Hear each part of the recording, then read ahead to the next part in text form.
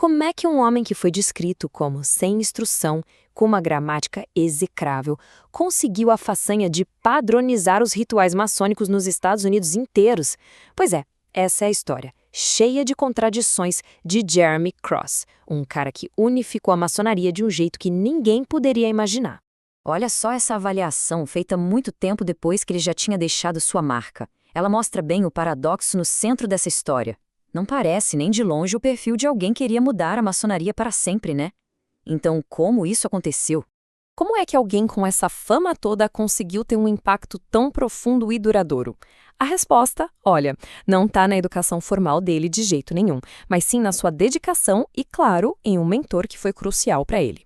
E tudo começa com o mentor dele, Thomas Smith Webb, que era simplesmente o principal ritualista da época. A jornada do Cross não foi nada acadêmica, foi de aprendizado direto, na prática, e de uma profunda transformação pessoal.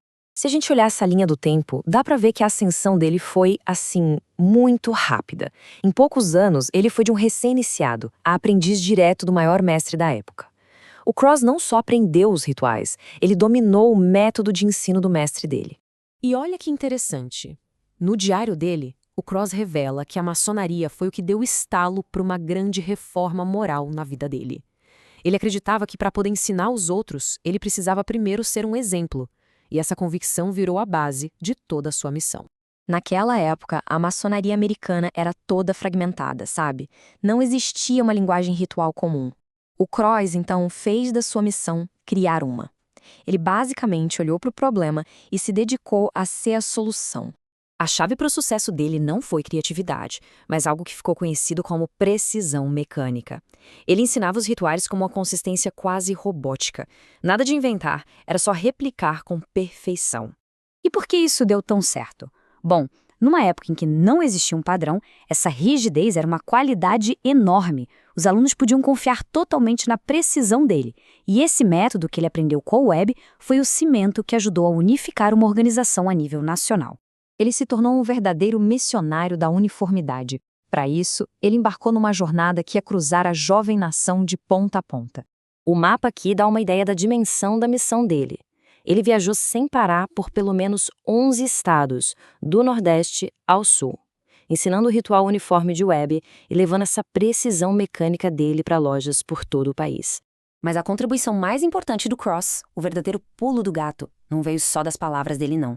Veio de uma ferramenta visual que foi simplesmente revolucionária e mudou tudo.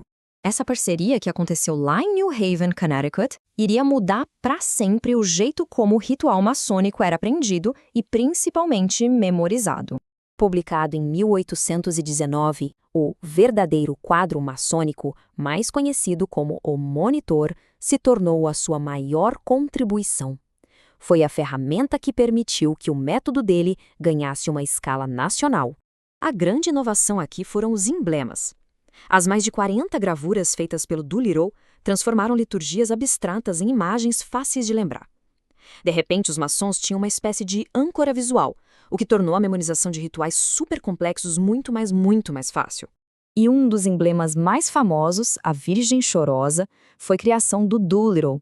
O irônico é que, numa julgada bem controversa, o Cross mais tarde comprou os direitos autorais e tirou o crédito do artista, um detalhe que complica um pouco o legado dele. 16. Esse é o número de edições do Monitor que foram publicadas enquanto o Cross estava vivo. É um número impressionante. Um baita testemunho da popularidade e do sucesso imenso que o livro teve. O mercado claramente queria o que ele estava oferecendo. Então Cross alcançou o objetivo dele de unificar tudo. Só que o sucesso acabou plantando as sementes para um futuro que ele, com certeza, nunca planejou. Pela primeira vez na história, um irmão que viajasse de New Hampshire até a Louisiana poderia esperar encontrar uma cerimônia familiar uniforme. A missão do Cross foi um sucesso total. Só que todo esse sucesso teve um efeito colateral bem irônico. Ao criar um modelo de uniformidade que deu tão certo, ele, sem querer, abriu a porta para a divergência. A ordem que ele estabeleceu acabou se tornando a base para um novo tipo de progresso. Pensa só nesse paradoxo. O objetivo dele era criar um único ritual nacional. E qual foi o resultado? Ele acabou inspirando uma nova geração de publicistas ritualísticos que viram o sucesso dele e pensaram: eu também posso fazer isso, provando que essa busca por melhorar as coisas é uma força poderosa.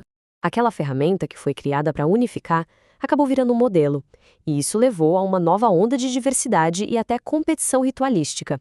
O padrão que ele criou se tornou a base para novas interpretações. No fim das contas, o legado do Jeremy Cross deixa a gente com essa pergunta sobre essa tensão que sempre existe entre a ordem e a inovação. Um ciclo que, se a gente parar para pensar, se repete em muitas outras áreas da vida.